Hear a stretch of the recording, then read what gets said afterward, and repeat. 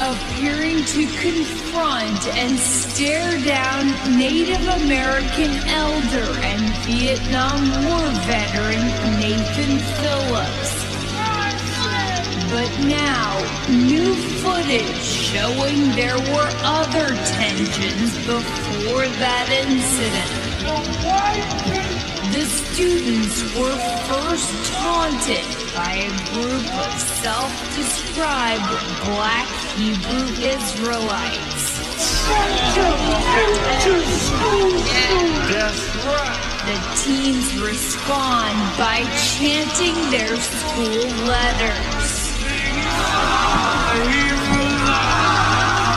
Nathan Phillips approaches, claiming he was trying to defuse the tension, beating his drum as he stands in front of student Nick Sandman.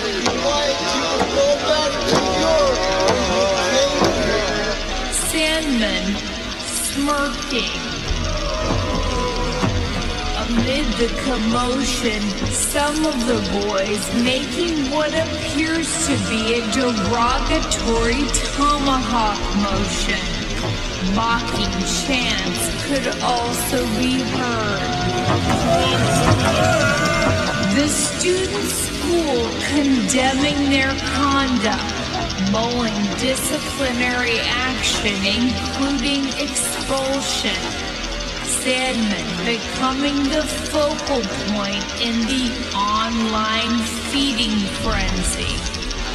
Now saying in a statement he's received death threats, adding, "I would take no action that would lead to conflict or violence," and was startled and confused as to why he approached me. I was worried that a situation was getting out of control.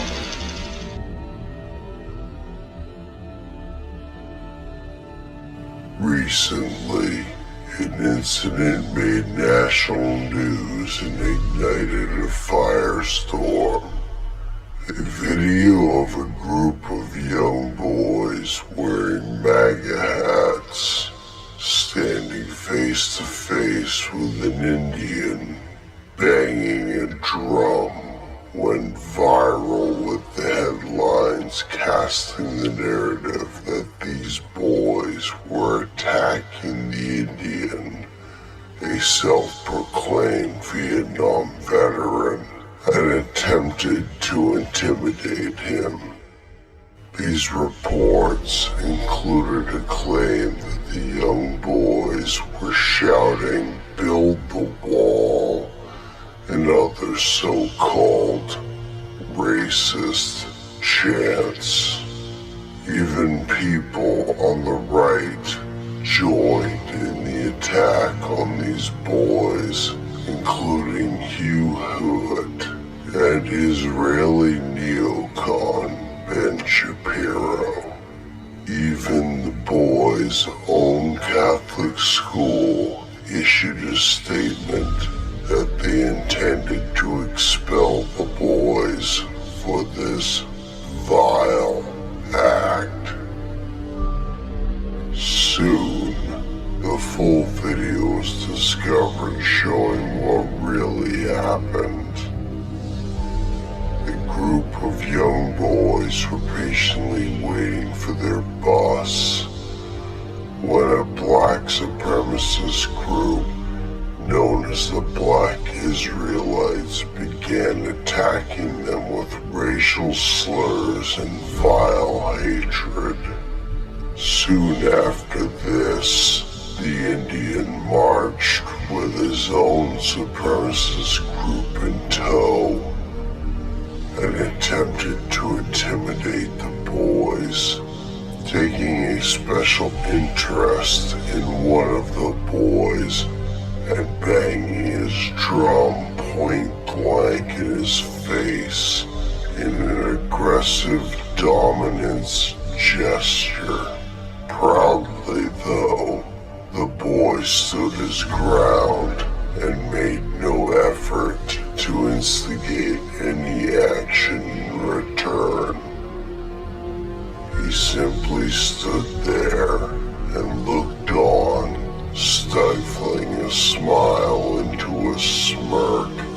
All of this was soon confirmed by even more video from the incident going public and giving everyone who bothered to check multiple views, all corroborating the truth. The truth was now exposed to the masses, and the media, which had completely lied about what happened, issued non-retractions that merely ambiguously covered details. Many others in the media actually refused to issue retractions and in fact doubled down and demanded violence against the boys, even calls for death. Of a kid who has a Native American man who's playing his drum, and these kids are around the guy and they're all jeering and they're dancing. He's got this smug look on his face. And let's not lie, everyone that sees that smug look wants to punch that kid, right? I even saw conservative people online when the first video, they were like, look at that face, you wanna punch that face. Look at that face, you wanna punch that face. The school was forced to close its doors for 3 days due to countless terrorist threats. Many of the boys were doxxed and their families received death threats. Compare this with an incident that happened in 2017 when 4 black teenage members of Black Lives Matter kidnapped a white autistic man, beat, tortured, and maimed him live on Facebook for hours.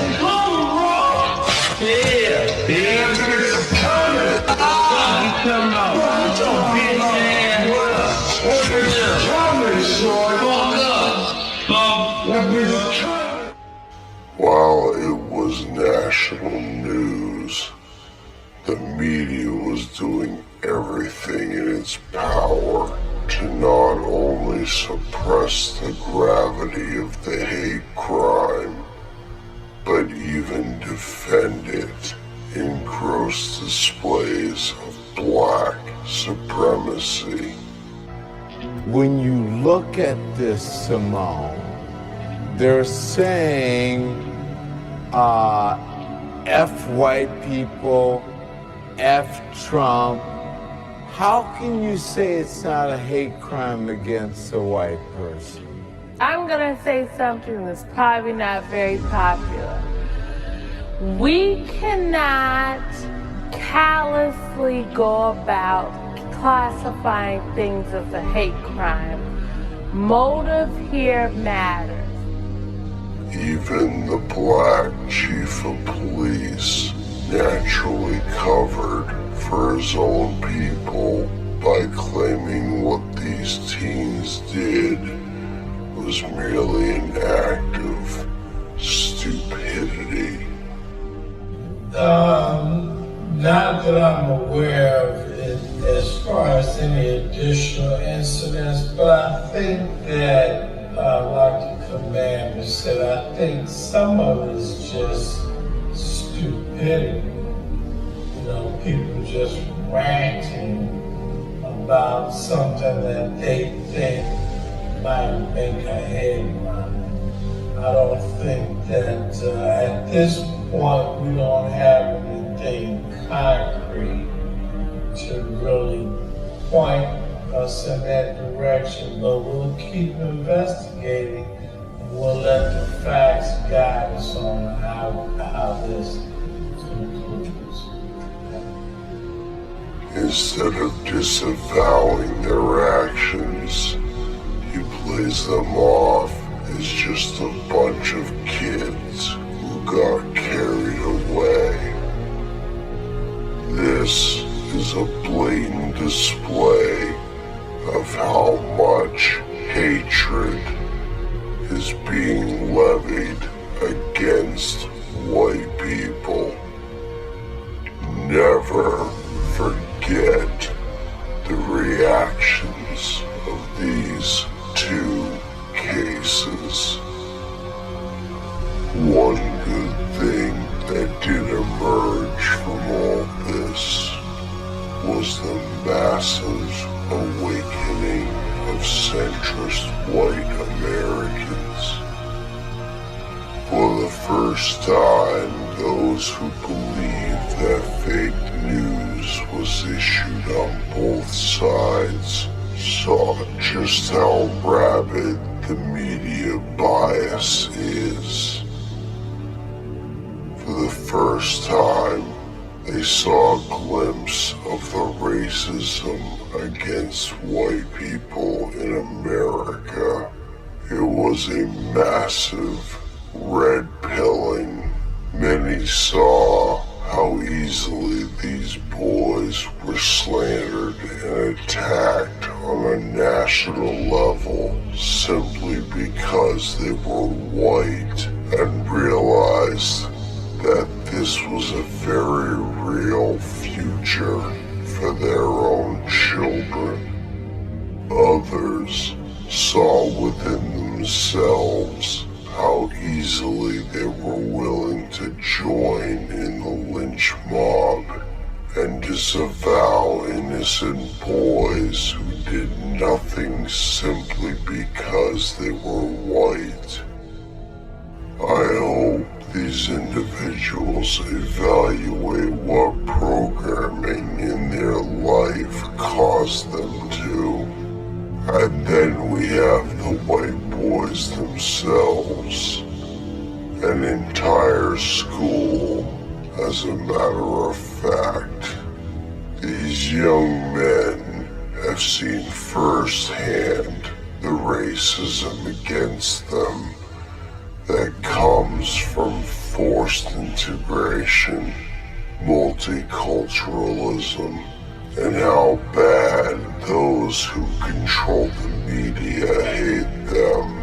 These boys are destined to be a generation of white nationalists who will give our nation a hope for tomorrow.